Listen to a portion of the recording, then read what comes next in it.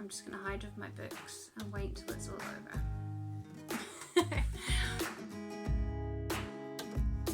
Hi and welcome to my channel. My name is Sarah and I love to talk about books, and today's video is a really exciting one because I am looking back at the best books that I read in 2020.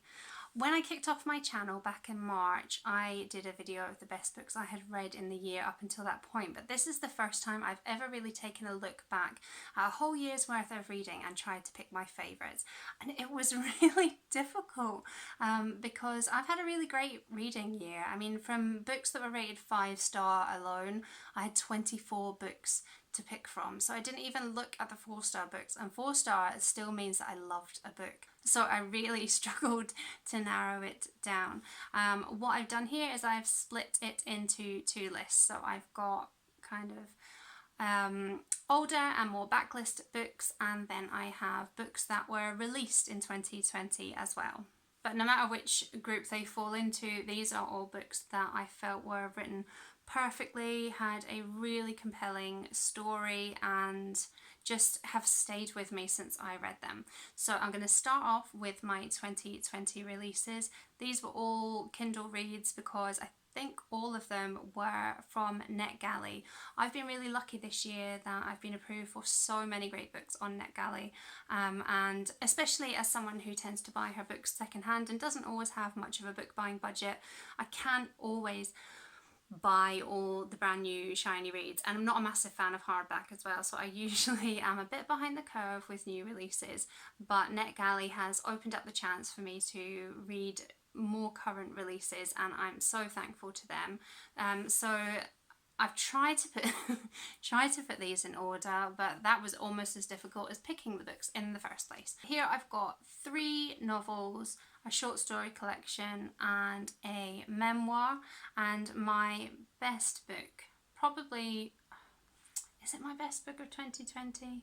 I don't know if I want to commit any one book to that title, but the first book on this list is Summerwater by Sarah Moss. And I know I'm not alone in having loved this book. I've seen a lot of booktubers talk about this, and for really, really good reason. So this is set in over the course of a day in a Scottish holiday park where people are staying in little lodges.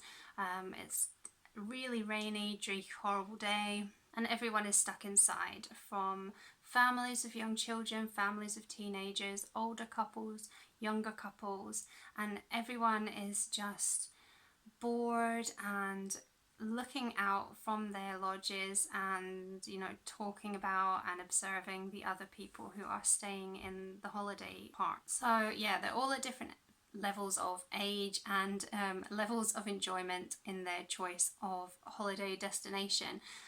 The elderly couple have visited that holiday park every year for years. There are grumpy teenagers cursing their parents for taking them there, and then there is a really raucous party lodge which is disturbing the peace for everyone. And so interspersed with these slices of human life are these really beautiful vignettes about the wildlife in the park, and how it's being affected by the persistent rain. It's actually quite unclear where this book is going until it gets there, and I won't give any spoilers, but I was left shell-shocked. There's social commentary, there's nuance, and there's a real beauty with the words.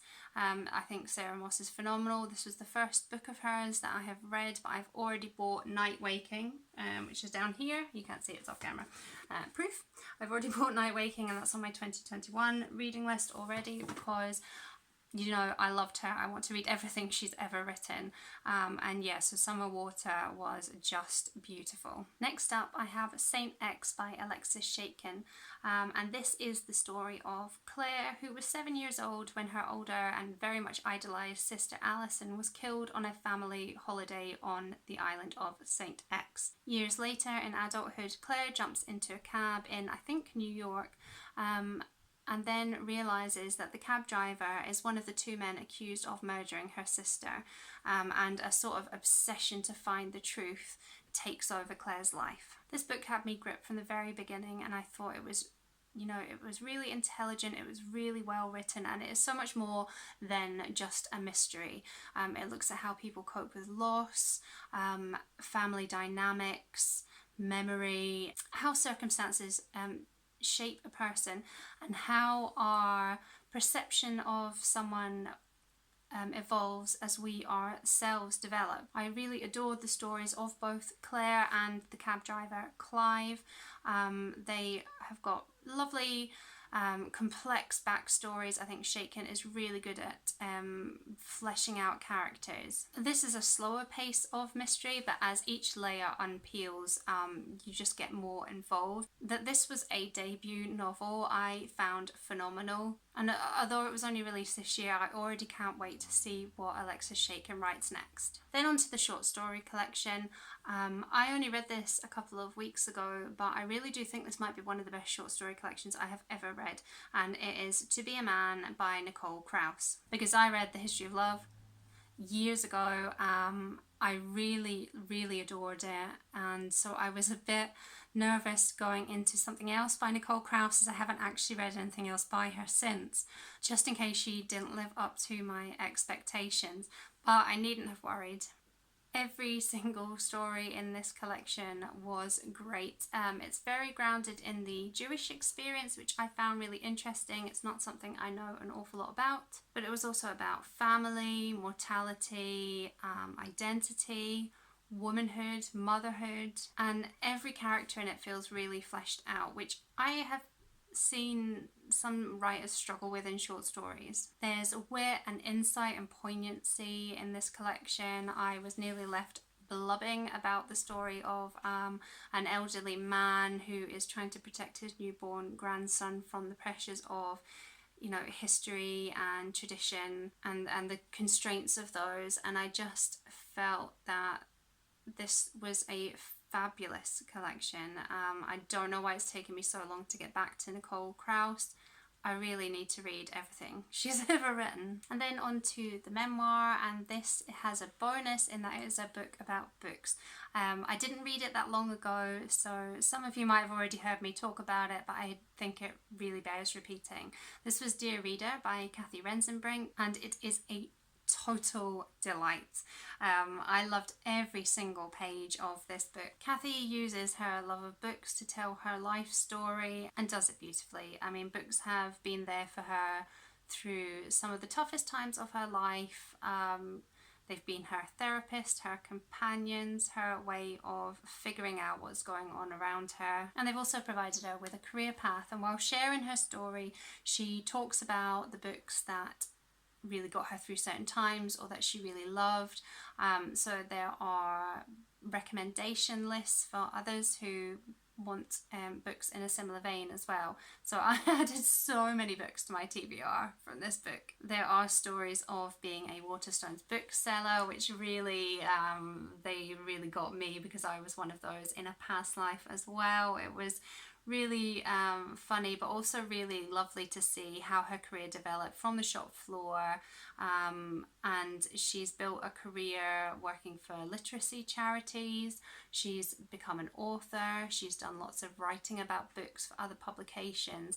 Her whole life is about books, and I think the part that I really got invested in was the fact that Cathy was brought up by a father who was illiterate. He was a minor, and Cathy helped him learn to read and discover the joy of books, and that sparked a passion in her to be invested in encouraging literacy in other people, and that's what brought her to the literacy charity work that she did. She worked with men in prison who were similarly struggling with their reading abilities, and I just really loved hearing about the impact that being able to read had on people's lives, their confidence and their sense of worth. And books are the way that Cathy forms connections to other people and also understands herself and other things that have gone on.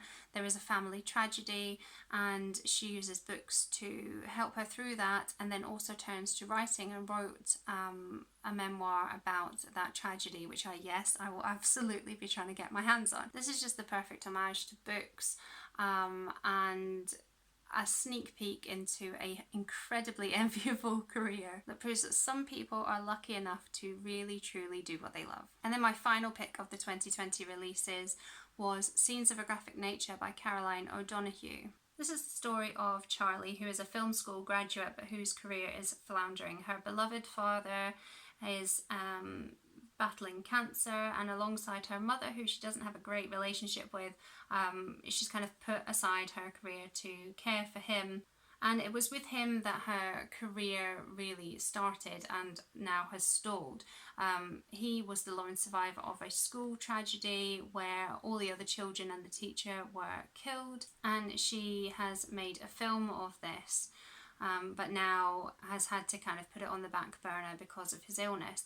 Meanwhile, her co-creator and closest friend, Laura, her career is going from strength to strength, and she has settled down with a boyfriend and is kind of leaving Charlie behind. But the film is picked up and is to be shown at a film festival, so Charlie and Laura find themselves over in Ireland and take the chance to visit the island where the tragedy in the schoolhouse took place. But their friendship is tested, whilst Charlie is also questioning the stories that she grew up with and her career as a director. I thought this book was incredible. I loved the mystery around what really happened in the schoolhouse tragedy. I loved the creation of the island and the community on the island, and how there's kind of a them and us situation with tourists and locals. I felt that was really realistic, true to life, and you could really feel the tension in those scenes. But more than that, I feel like this is a story of belonging.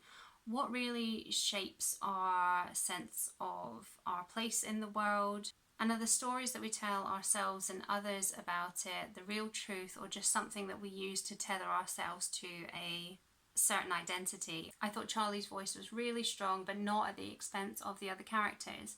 As things in both Charlie's father's story that she's always heard from childhood and events on the island begin to unravel, I was really invested in what was going to happen. And I was completely gripped, but nothing felt unrealistic or overdramatic. This is a really, really good book. Caroline does have another book out in 2021, but it's a YA, so I'm not too sure if I will pick that up. But she does have an earlier book, her debut, Promising Young Women.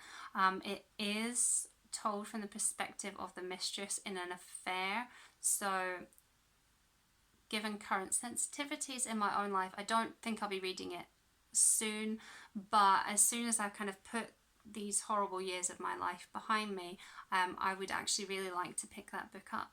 So those were my 5 2020 releases that I absolutely loved this year. Let's move on to the older backlist, whatever you want to call them, titles that I have also loved this year. And these are all novels. Sorry, not sorry, that's just the way that it went. And my first isn't a very original pick, but that's for very good reason, because it's an exceptional book. And it was Rebecca by Daphne du Maurier. I absolutely loved this book. From just a few pages in, I was absolutely hooked, and I struggled to say why I love this book so much. I don't know if it was its gothic tone or the imposing presence of Mandalay. Was it the ghost of Rebecca that haunts everything that our young, naive narrator seems to touch as she tries to fill the shoes as the new Mrs. De Winter? Or was it just because this book is an absolute masterpiece and doesn't show its hand until right at the perfect moment? I think everyone knows what this story is about, but if you don't, this is about an unnamed narrator who meets the mysterious but very much admired Mr. De Winter, who has recently been widowed after losing his wife, the Rebecca of the title.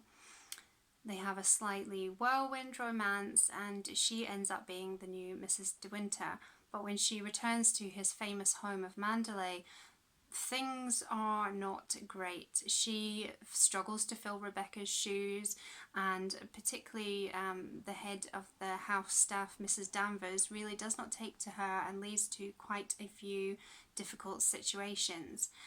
The circumstances surrounding Rebecca's death come into quite sharp question, and so there is a mystery element around that, but for me it really is the gothic haunting narrative of this book. I think it is stunning. It's a brilliant story, exquisitely told. I've watched both the Hitchcock and the new Netflix adaptations of this, and whilst they are both enjoyable, and I particularly enjoyed the casting of Mrs. Danvers in the Netflix version, nothing comes close to this book. This is my first du Maurier, but it will not be my last. Although I think maybe this is probably her best, so I might have peaked too soon, but I think she's a great writer, and I can see shadows of this book in so many other books that I love as well, and so I'm really glad that I finally got around to reading this. And for my next pick, we go across to Mexico for The Murmur of Bees by Sofia Segovia, which is the story of the Morales family told by the youngest son, Francisco Jr., while he is now in his very elderly life.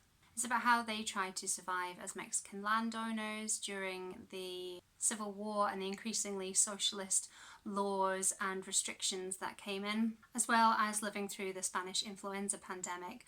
But mainly this is the story of the baby found abandoned by the elderly nanny, who had not really left her bed or her rocking chair for decades, and one night goes missing, and when she's found out in the bush, she is cradling a baby who is quite disfigured and is surrounded by a swarm of bees. This boy is adopted by the Morales family, and he's never without that protective swarm of bees. They call him Simonopio, and he has visions of the future which lead him to fiercely protect his family, not only against external forces, but evils that are much closer to home. I thought this book was stunning. I was totally mesmerised by the way it mixed the historical setting with a element of magical realism. It reminded me a lot of Isabel Allende in that respect. I read The House of the Spirits last year, and I really enjoyed how both these authors are able to intermingle those two elements. It starts off looking like it's going to be like a family saga, but it quickly narrows down really to the relationship between Francisco Jr. and Simonopio and the role that they play in one another's lives. And I really enjoyed the fact that Francisco Jr. was telling this retrospectively, because it really added an element of reflection to his narration, and he was able to apply insight to actions or things that he said as a young boy that he could now see in adulthood had caused damage to relationships or pain to others. I thought this book was magical. It's translated into English. Not a lot of Segovia's works have been. I just thought this book it's so beautiful. It had the perfect element, just enough magical realism that really makes me melt. It's just stunning, and I think only 3 or 4 of her other works have been translated into English so far, but I definitely want to go and look at those books and hopefully pick some of them up. And obviously I also hope that the rest of her work also gets the translation treatment so we can all enjoy them. And my next choice is perhaps a predictable author pick, but probably not a predictable book choice, because it is Cat's Eye by Margaret Atwood, which I've only got in this omnibus edition with Wilderness Tips, which I haven't read yet. And this is the story of Elaine, who is an artist in her middle age and has returned to Toronto, the city of her childhood, for a retrospective of her work. But being back in the city brings back a lot of memories, particularly memories of the girls that she called friends, but who were also her biggest tormentors. And this is really a look at the cruelties that particularly young girls can inflict on one another, and the impact of bullying and how it can shape your adult life. I've read about 10 Margaret Atwood books now, and I think this is one of my favourites of her work, up there with The Handmaid's Tale and Alias Grace. I was surprised to have my Atwood love rekindled by this book, because the last few that I've read, like, I enjoyed The Testaments well enough, but as a follow-up to Handmaid's Tale, it was not up to scratch, and I really hated The Heart Goes Last. So this was a really pleasant surprise. It's old school Atwood at her best, and I thought it was brilliant. I loved the dual timeline of this book and how Elaine's adult voice narrates and adds a perspective to her childhood experiences. And I also loved how the experiences and impact of the bullying comes out in Elaine's work. I think it's a real metaphor for how you internalize those experiences and how they do come out in your adult character. But this book isn't all doom and gloom. I really enjoyed the memories of Elaine's quirky family and also the musings on being a woman in your midlife.